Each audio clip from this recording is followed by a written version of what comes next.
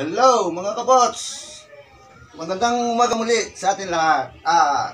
And welcome back again. Katuni Putingting, my YouTube channel. Dito sa aking munting bahay. Sa wakas mga kabots, pupatuloy ko na ang paggagawa ng naudlot naming bahay na hindi magawa-gawa. Ngayon, nabili na tayo ng materyales. Naantay na lang dumating. Matagal na panahon din bago ito na maipagpatuloy. Nakindin lang ang trabaho ko nito. Siyempre, kinakapot din naman tayo. Kaya ngayon, medyo nakahay ko ng kaunti. Makakabili tayo ng materyales. Tuloy na ang paggawa.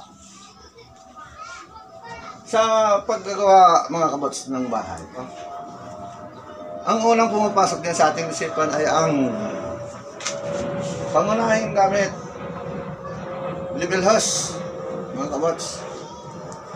Halimbawa tayo, tulad yan. Tulad nito. Mag-i-slab na pala kami, mag-i-slab. Sa taas na yan.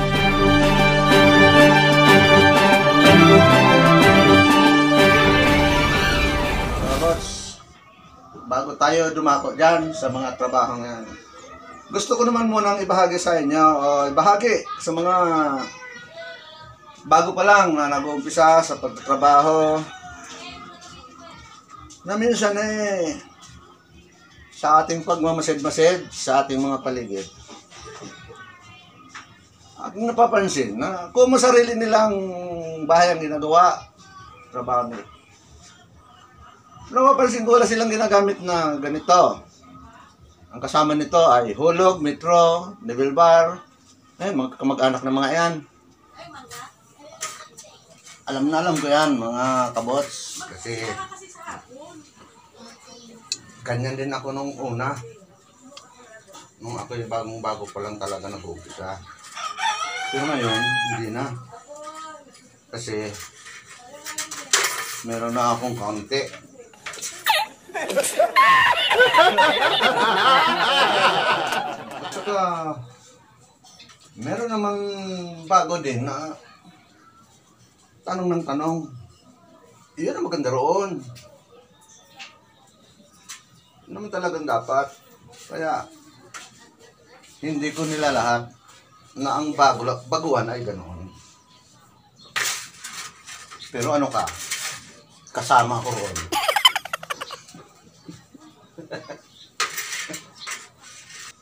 Minsan nga.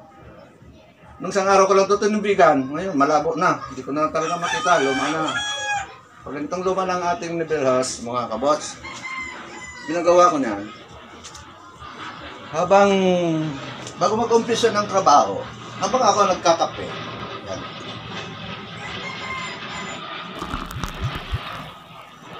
Pinapakape ko rin to.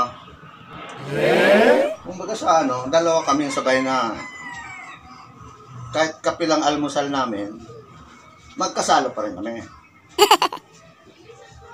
Ngayon, mga kabots. Di ba? Kita na yung nakita na natin yung tubig. Saka sa mga baguhan lang, ako bago rin. Bagong luma nga lang. Kasi may edad na ako, bago natuto nito. Ito, mga kabots. Pag tayo naglagay na ng tubig nito, sisiguruhin lang natin na ang buong loob nitong level house na ito ay walang bula. Hindi siya nagbubula. Para siguradong hindi tayo dadayain ito. Wala kang isip to, pero marunong din itong daya. Alam no, mga kabots. Wala na siyang bula. Kahit saan mo yan itapat ng ganyan. Ang tubig na yan sa ibabaw ay maghahabulan yan. Pipilit na magpapantayan. Ayan, nakita niyo. Oops.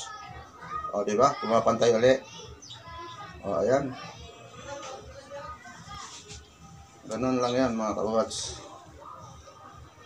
Kaya sa mga baguhan na nagsasabi, bahay naman namin to, sige, paglapat, palo. Yan, ang huwag natin gagawin. Minsan nanonood ako, may gumagawa siya ng bahay. Bakit walang nivel hose? Hindi ko masabi na, ba't ayaw mo gumamit ng nivel hose? Baka sabihin pa, masyadong pakialamero. Ginagawa ko, alis na lang ako. Kaya, may ano pa siya, ha? Meron pa siyang teknik. Ang teknik niya kakaiba. Kagaya niya sa dingding. Sipat, sipat. Sipat dito, sipat doon. May pakindat-kindat pa. Punta ron sa kabila. Silip na dito. Silip doon. Pabalik-balik. Sabi na, pabalik-balik. Hindi man lang yung muko. Ay, kung pabalik-balik niya, may maapakan siya dyan na, ano ba, dumi ng pusa. Yung dumi ng pusa. Jackpot. What?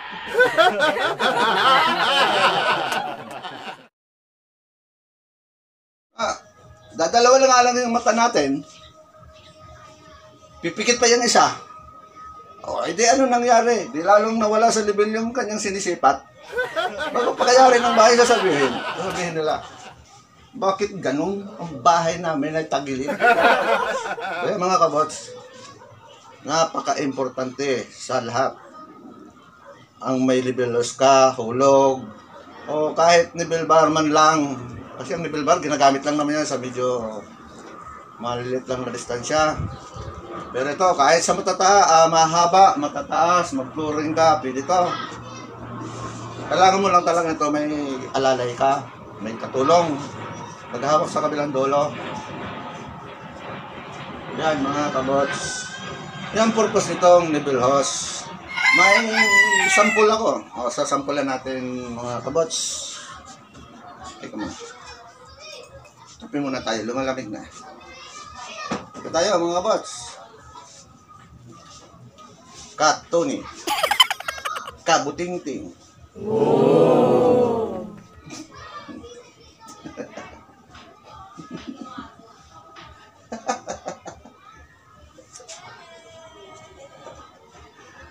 May partner ito. Nabasag yung dalawa. Ito yung umpisa pa lang, si Ka. Yung T, nabasag. Yung C, nalbor. Katuni channel. Ito dati. Hindi pa ako si Kabutingting, Katuni channel pa lang. Ito na, yung gamit ko. Ito paborito talang gamitin to. Kasi pag ginagamit ko to, lagi ko naaalala yung obligasyon ko sa YTC bilang isang baguhang YouTuber o small vlogger. Yun, lagi nagpapaalala sa akin. Pag gising ko pa lang, kakapin ako, makukuha ko na itong aking baso na may tatak ng aking channel. Malaking bagay na ipapaalala sa akin ito. Yung pagising ko sa umaga. Ang kape. Ni Katuni. Yan mga kabos, pares na kami dalawa nakapagkape. Ito nabigyan ko na rin, nakita ko na siya ha. Medyo luminaw na ang kanyang gauge sa taas. Ayan, pinili na tayo. Sample lang naman gagawin natin para maibahagi ko. Ang maliit na tutorial lang naman to kung paano gumamit ng level hose. Ayan mga kabots, gagawa muna tayo ng sample ha. Unahin natin yung sample na hindi tayo muna gagamit ng level hose. Nung ako'y bago pa lang, talagang hindi ako gumagamit ito. Dahil wala pa naman talaga akong alam. Yan ang karamihan sa kung sino pa nga yung walang alam, Siya pang malakas ang loob na hindi gumagamit ng mga ganitong panukat. Gagawa tayo ng isang halimbawa. Halimbawa ito. Ito yung pinaka-unang level natin na gustong kunin ang sukat. Umpisa sa umpisa hanggang sa dulo, paikot siya. So siya, ito. Laki natin para makita. Ngayon, ang gagawin natin, ito lang. Kukunin muna natin siya sa, halimbawa, may kahoy kang ilalapat, sisilipin lang natin, ganyan lang. Yan ang gawain ko rin noon. Na ako'y wala pang alam. Silip dito. Kindat. Pikit. Yan. Halimbawa, ganyan. Abot.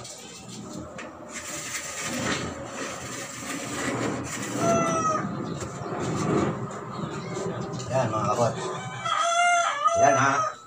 Dinaan lang natin to sa silip, sipat, kindat, ganyan. 4 pang mata. Meron pa yan, ganyan. Mga kabots, may silip pa lang ganyan na. O, tama? Bago yung kabila. Yung kabila, pilit ng pinalalaki. Ito namang kabila, pilit pinaliliit. Ganyan yan, mga kabots. O.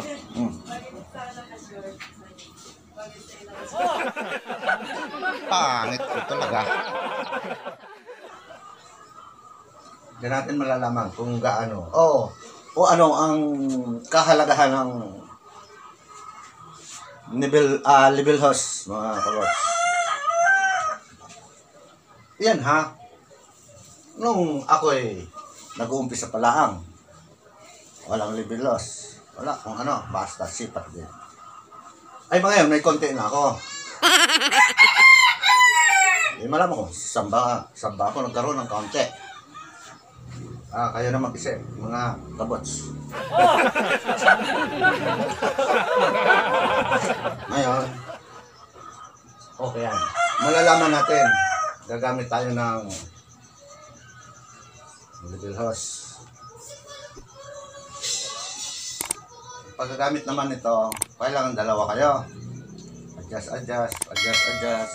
Yan. Sabihin lang, kasama. Tapat mo ito dyan. Sabihin, taas mo dyan bagya.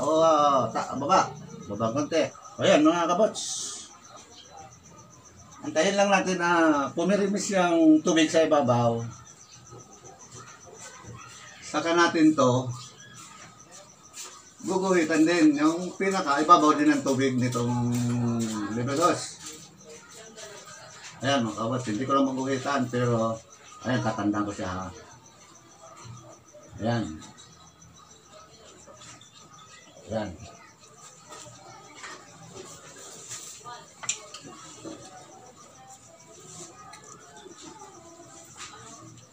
Diba mga kabots? Ito yung ginamitan natin ng level host. Guhitan natin.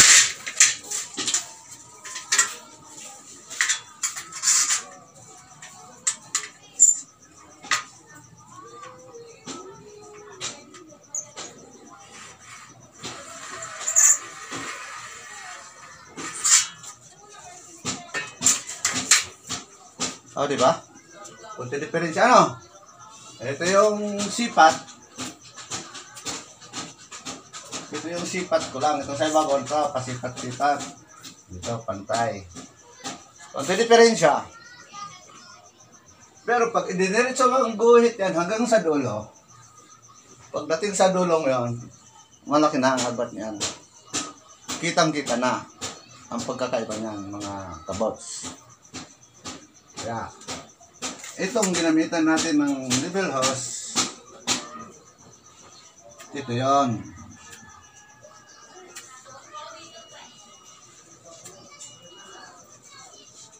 Kahit idiretso natin ang guhit hanggang dulo, idiretso ang guhit hanggang doon. Tiyak, levelado siya. Yan mga kabots, ang kahalagahan ng level hose. Sana kunting kaalaman na matutuhan ng mga baguhan lang sa paggagawa ng bahay. Huwag natin hayaang tagilid ang ating mga gawa. Mga kabots, salamat.